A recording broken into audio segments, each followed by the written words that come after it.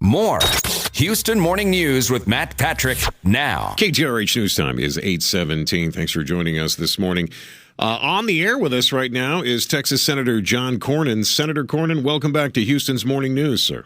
Good morning, Matt. Good to be with you. Good to have you with us, Senator. All right, I love it. You're calling out the Attorney General is on the whole idea of the fact that we're trying to sweep the Fast and Furious debacle under the rug. You say that they're taking a page from the old Washington playbook. You think you're going to get the attention of Holder?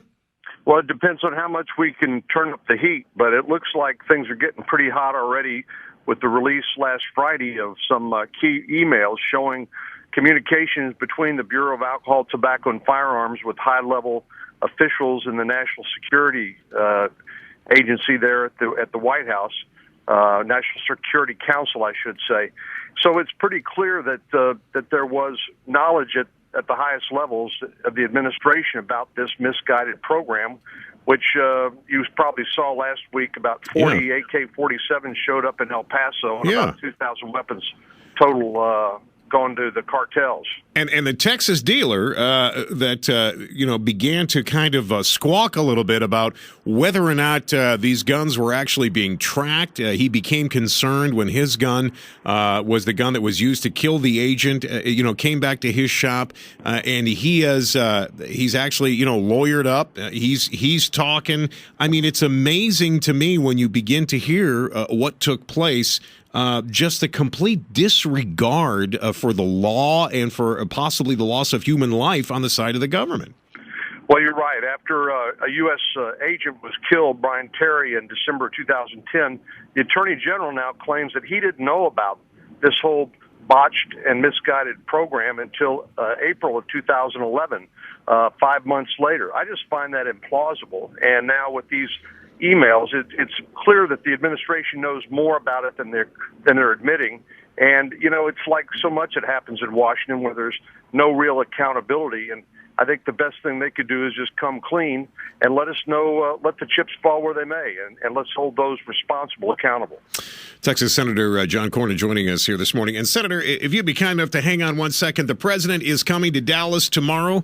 I want to talk to you about that because I know, Senator, that he'll be going to the scenes of the wildfires and he'll be going to the border and he'll be discussing the drought. I just know that's why he's coming to Texas. I want to get your thoughts on that.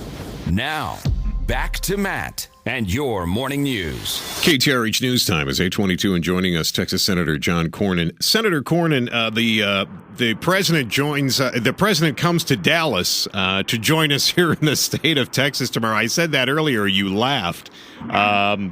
So I guess you find it kind of interesting that the president's coming to the state of Texas, where he doesn't have a huge fan base, to be sure.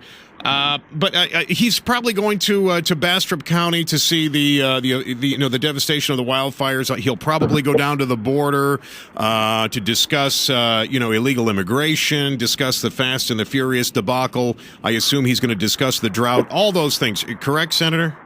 Well, I would add to that, Matt. I wish he'd come down to the Gulf Coast and look at the decimated oil and gas industry with 60,000 jobs lost because of the moratorium and now the permitorium on offshore drilling and exploration.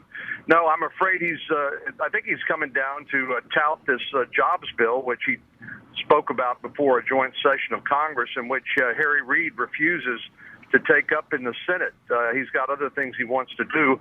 And the fact is, I think even Democrats are objecting to the huge tax increases and really another stimulus 2.0, which we know how the original one did not work very well, but added $1 trillion to our debt. So I guess it'll be interesting to hear what he has to say, but I don't think he's going to address the things that are more immediate concern. There's no question about it. And, Senator, I'm kind of losing you on your cell phone here in your range. So let me just say once again, we thank you for your time here at Houston's Morning News. As always, you're one of our favorite guests. God bless you. Look forward to having you back on again real soon, Senator. Thanks, Matt. Take care.